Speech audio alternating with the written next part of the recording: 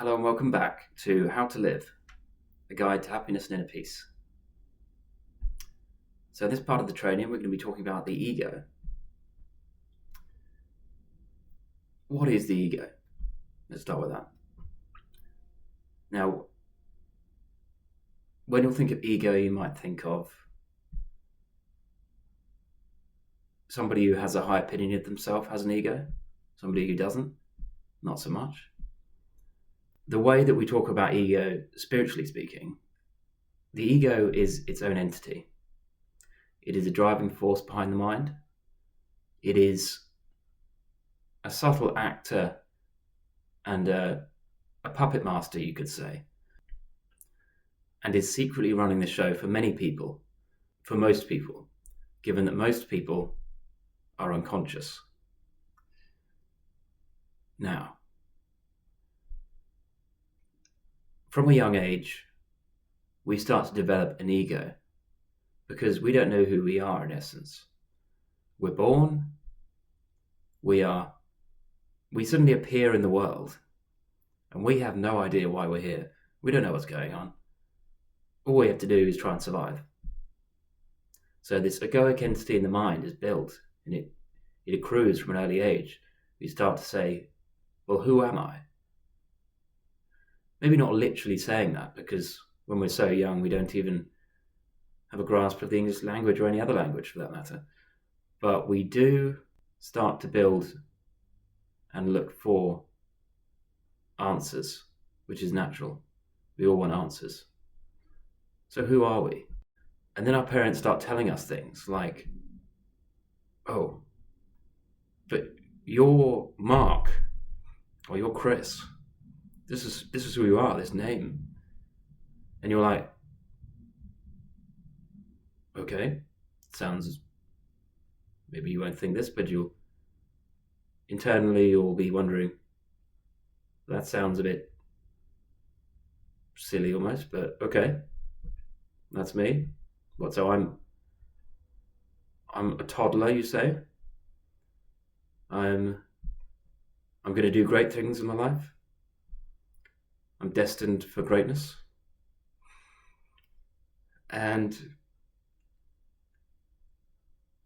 Or maybe you're just mummy's little trooper, who knows? But you're built up, and that's not a bad thing, obviously. You want to build self-esteem and all these things. But what ends up happening is you start building a mind-made self because they've told you something, because you don't know any better. I'm this is what's going to happen. But then the egoic entity, which unfortunately is also driven by pain, because we also have a pain body, which is intrinsically linked to the ego, because the ego is run by and governed by fear. Now, that had a reason. Our development has been based on survival. So there's a reason why we have this pain, because the pain body, it is inherited, and there's almost a shell for it to be filled, and a remnant of pain that comes through because we're human beings and we pass on pain. It's a seed.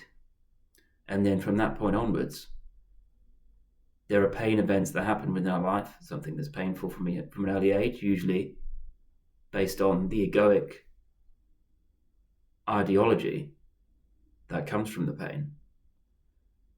And they will be ideas of not being enough, of always needing more, having to drive yourself forward and to always improve, which is, of course, why we're where we are now. However,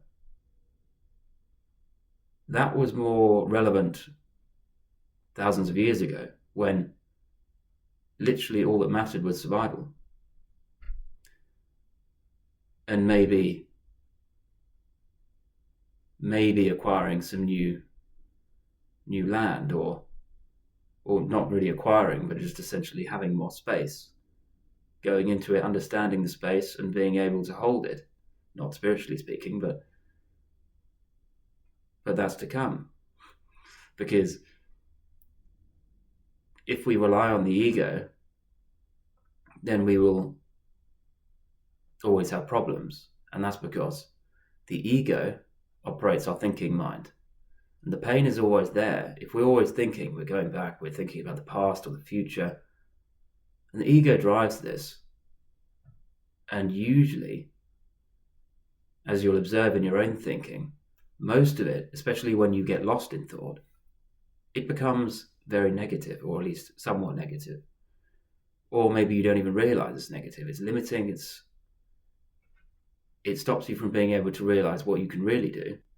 And it's ideas that come to you that are positive, and you think, you know what? I'd really like to do that, and I don't think there's any reason why I can't do that. Let me check with people. Let me see what they say, because I'm only young. I don't know. They'll say, you want to make a career in art, do you? Not much money in that, is there? You want to do something you really want to do? Really? I didn't. And there's this cycle of egoic unconsciousness because people didn't do the same before you. So they're always, without even realizing, because it's unconsciousness by nature, it's through egoic thinking. Most people are already unconscious. So when you take their advice, often it's skewed towards that, limiting and fear-based. It's like, but I really want to do this in my life. I wouldn't if I were you.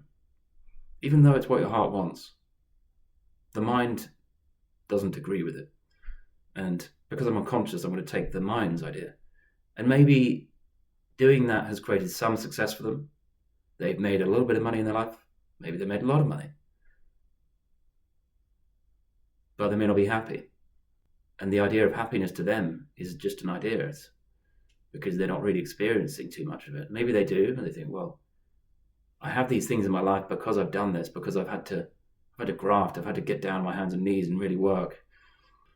If you're a floor cleaner or something, but yeah, it's a difficult thing because they can't help but spread their own unconsciousness. And in a very interesting way, and something that's come to me is that, in fact, it's clear when you look at babies and young children, they don't have these negative limiting ideas.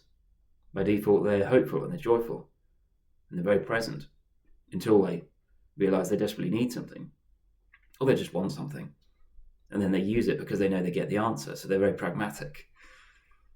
And they say, oh, they're very dumb. Well, conceptually, yes, because they don't have much conceptual knowledge. But they're not dumb. They know a lot of things. Because we're not dumb. We call them dumb. That makes us dumb. Unless we're looking at everything from a conceptual basis, because it's how the mind works. But I've accrued all this knowledge. I can do this, I can do that, I was like, I know everything about this topic. I've Googled everything. I've remembered it. I can remember pretty much all of it now because I've just gone over it in my head. Yeah, you've gone over it with words that are already pointers of what they originally mean. But if you understand everything conceptually, you still don't really understand anything properly.